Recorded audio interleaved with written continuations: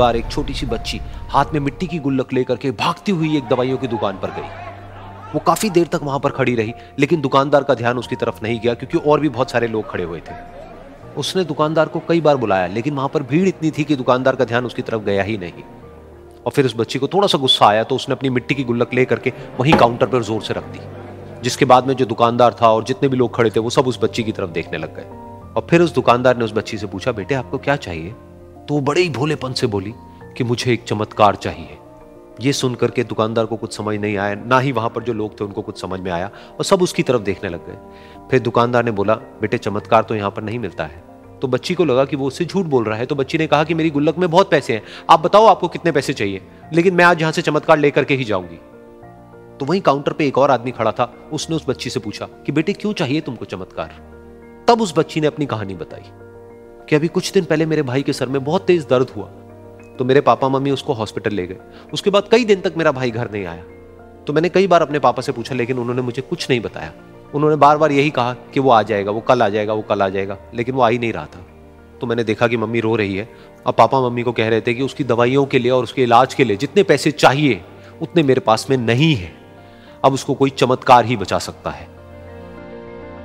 तब मुझे लगा कि अगर मेरे पापा के पास में इतने पैसे नहीं भी हैं तो क्या हुआ, मेरे पास में तो है। तो मैंने जितने भी पैसे जोड़ रखे हैं वो सारे लेकर के मैं इस दवाई की दुकान पर आई। फिर उस आदमी ने उस बच्ची से पूछा, कितने पैसे हैं तुम्हारे पास में?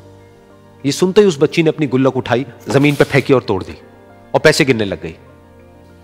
बाकी सब लोग खड़े होकर के उसको देख रहे थे।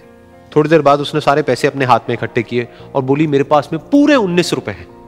वो जो आदमी वहां पर खड़ा था वो थोड़ा सा मुस्कुराया और बोला कि अरे तुम्हारे पास में तो पूरे पैसे हैं, इतने का ही तो आता है चमत्कार। ये सुनकर के वो बच्ची बहुत खुश हो गई और बोली कि चलो मैं आपको अपने पापा से मिलवाती हूं।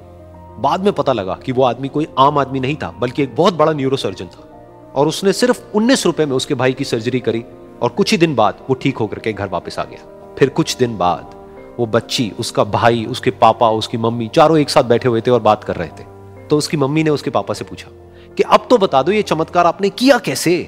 तो उन्होंने अपनी बेटी की तरफ देखा और बोले, ये चमत्कार मैंने नहीं, इसने किया है।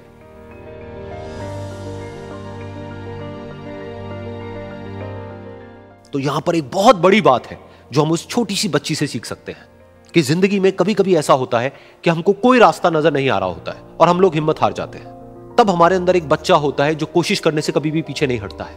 वो हार मानने को तैयार नहीं होता है, क्योंकि उसको ना शब्द समझ नहीं आता है। वो बच्चा जिसके लिए कुछ भी नामुमकिन नहीं है, क्योंकि वो हर हाल में कोशिश करता ही रहता है।